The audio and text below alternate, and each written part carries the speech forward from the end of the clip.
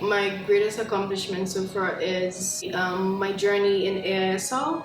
I was, able to recently get my US teaching certification program through the American Board for Certification of Teacher Excellence. It was a long journey for me, but I was able to pull through, and I was able to write the exams and got my certificate. So okay, right now I am certified to teach in about, I would say, 6 states in the United States and in any private schools in the United States. Hello, my name is Precious Egwuonwu. I work at the American International School of Lagos. I am a teacher, I'm an author, and I am a Nigerian. I had my bachelor's degree in English education, and I've been teaching for the past, I would say, for the past 4 years. I would say my first job was when I finished my NYSC, and NYSC is a compulsory 1-year service program that every Nigerian youth has to do. So I did that, and I did it in a primary school where I taught children English language. I've always wanted to be a published author. I've also wanted to be a screenwriter, so I'm looking forward to hopefully getting one of my scripts. I started writing since when I was in, I think, primary school. I would get like this small notebook and just write and draw. I had to learn how to draw from one of my classmates. So I started back then, and then I grew and made research on how to grow as a writer. I also took some courses on how to be better in writing. Also, I read lots of novels, especially I remember reading Robert's novels. So reading her books helped me to learn some things and see how I can be better as a writer. So I've written 2 published books so far. I have other ones I'm still working on. I wrote my first book, The Light in Me, which I published last year during the summer break. When we had COVID and so many things were going on, I thought to myself, okay, I can write something that could just, help people or help kids just have a sense of peace and calm in them. The second book is Mrs. Jockey Pepper and Her Drinking Water. So I wrote it recently, I would say this year. I wrote it this year because I was inspired by my kids in class. When my teacher, my supervising teacher, Miss Wolf, she told the kids that I write, they were so excited and they wanted to read my book. So I was inspired to write the second one, and I published it on Amazon as well. Alright, so I use a pseudonym which is Munachi Grey, which is different from my personal name, which is Precious Egwuonwu. I just wanted something different. I just wanted to try something different and see how it goes. Okay, Munachi Grey. Munachi is an Igbo name. It's an Igbo name that I've always loved. I love the meaning. It means that I go with my God.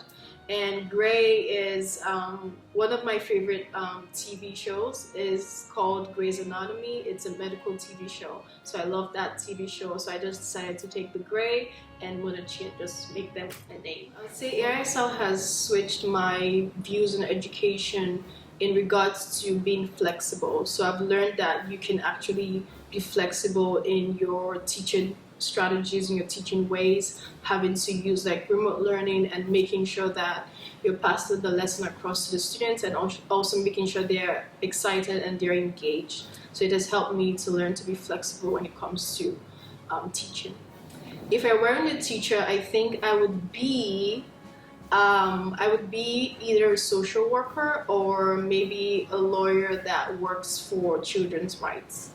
I would say my recipe for success is perseverance. I would say that because one of the things I always tell myself is giving up is never an option. You don't ever give up. You have to keep going and keep trying your best. In the next 5 to 10 years, I see myself still working with kids, because that's one of my passion. Also, teaching, and at the same time also I want to get into something that has to do with advocating for kids. I've been into it, but I really want to get more into it, especially for African kids. There is someone who is compassionate, someone who has the feelings, who things of others and tries to conserve people. I would say a good leader is someone who is very knowledgeable and knows what he wants from his people, and he clearly states that.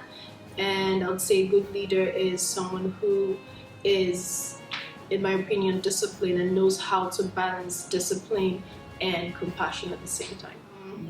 One book that's on my bookshelf, that has been on my bookshelf for a long time, is a book called How to Be Like Women of Influence. It was given to me by my mentor at the age of 13. So he was the first person that actually, told me that I can do things with myself. So I've had that book for a very long time, and I always go back to it to look at the women and see how, just to, re-inspire myself and say, okay, I can still go on.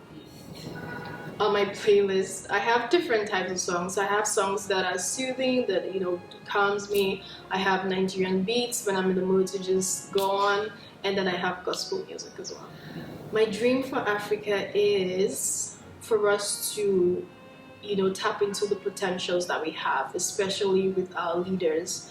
My dream is for us to eventually get leaders who are like, revolutionary leaders who are there for the people and who want to fight for the people.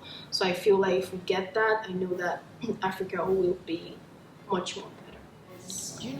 I would say working on myself as a person, as a human being, and in regards to believing in myself, because it is one thing I struggled with growing up.